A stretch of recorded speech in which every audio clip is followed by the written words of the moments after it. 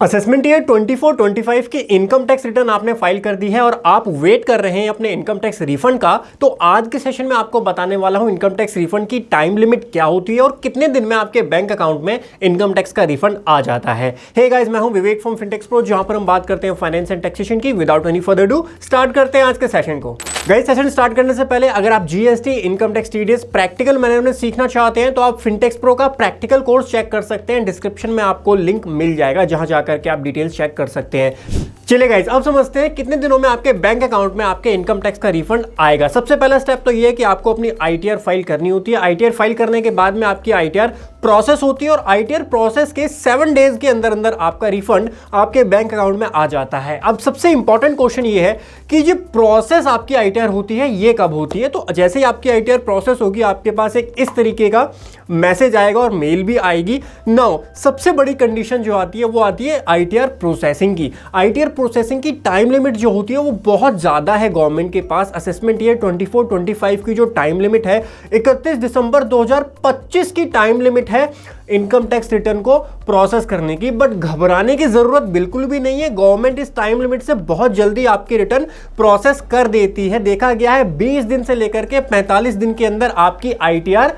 Process हो जाती है और जैसे ही आपकी आईटीआर प्रोसेस होती है आपके पास एक इस तरीके का मैसेज आता है और मैसेज आने के 7 डेज के अंदर आपके बैंक अकाउंट में रिफंड आ जाएगा। अगर 7 डेज के बाद भी आपका रिफंड नहीं आता है, आपकी आईटीआर प्रोसेस हो चुकी है, तो आपको वहां पर ग्रीवेंस डालनी है।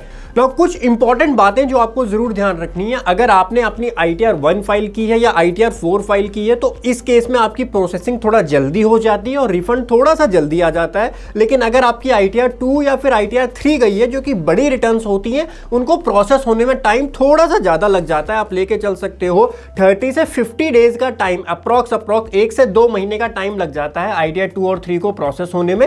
एंड जब आपकी आईटीआर प्रोसेस होती है उसके 7 डेज के अंदर आपका रिफंड बैंक अकाउंट में आ जाता है। एंड एक सबसे बड़ा क्वेश्चन और आता है, सर आप बोल रहे हो 50 डेज में या 40 डेज में जो है आईटीआर प्रोसेस हो जाती है, इसकी क्या गारंटी है? देखो, गारंटी कुछ भी नहीं है, लेकिन जनरली प्रैक्टिस के बेसिस पे मैं आपको बता रहा हूं इतने दिन में प्रोसेस हो जाती है।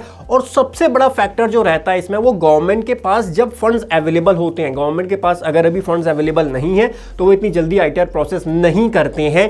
रिफंड वाले केस में देखो, अगर आपका कोई रिफंड नहीं बन रहा ना, तुरंत 2 घंटे में आपकी रिटर्न प्रोसेस हो जाएगी। लेकिन अगर आपका रिफंड बन रहा है तो वहां पर टाइम ज्यादा लग जाता है आईटीआर प्रोसेस करने में, बिकॉज गवर्नमेंट अपनी तरफ से इंस्ट्रक्शंस देती है, जो सीबीडीटी है, सीपीसी बैंगलोर है, और उसके बाद ही वहां पर आपकी रिटर्न प्रोसेस की जाती है, आपका रिफंड प्रोसेस किया जाता है। और एक इंपॉर्टेंट बात और, अगर रिफंड का अमाउंट कम होता है, छोटा रिफंड होता है, उसके भी प्रोसेस होने के चांसेस जल्दी होते हैं।